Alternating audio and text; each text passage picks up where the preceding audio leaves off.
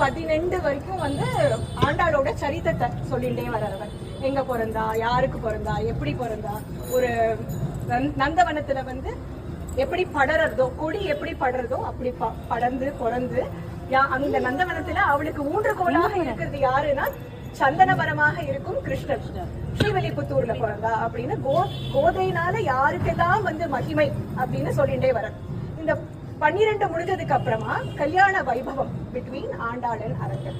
இனியோட பாசுரத்துல வந்து she says, முதல்ல பாசுரத்தை ஒரு தடவை வாசிச்சுடுறேன்.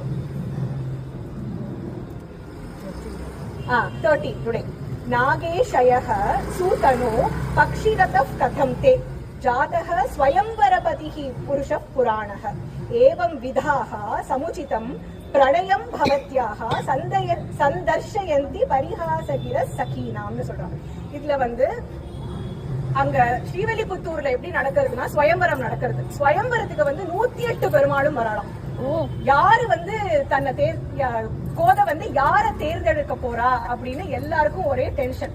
ஒரு மாப்பிள்ள வந்தாலே அங்க கச்சமுச்சன்னு இருக்கும். 108 பேர் வந்திருக்காங்க.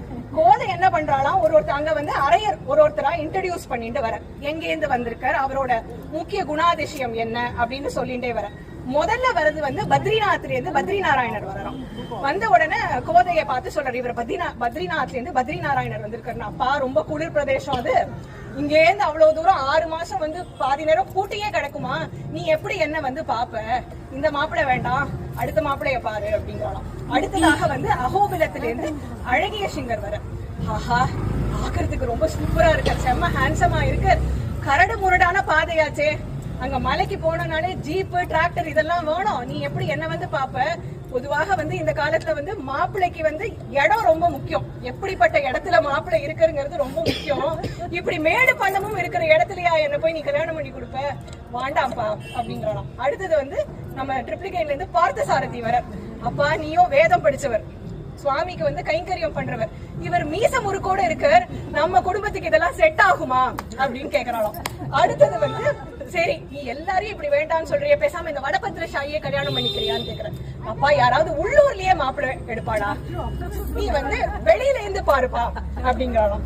உடனே வந்து சரி பக்கத்துல எங்கேயானு பாப்போம்னு சொல்லி கள்ளழகரை கல்யாணம் பண்ணிக்கிறியா, ஆஹா பேரலையே அழகு இருக்கு, இவரை கன்சிடர் பண்ணலாமா அப்படின்னா 100 தடா அக்கார வருஷம் 100 தடா வெண்ண, நான் எப்ப பார்த்தாலும் தடிக பண்ணிட்டே இருக்கணும், இதெல்லாம் எனக்கு சரிப்பட்டு வராது அப்படின்னா.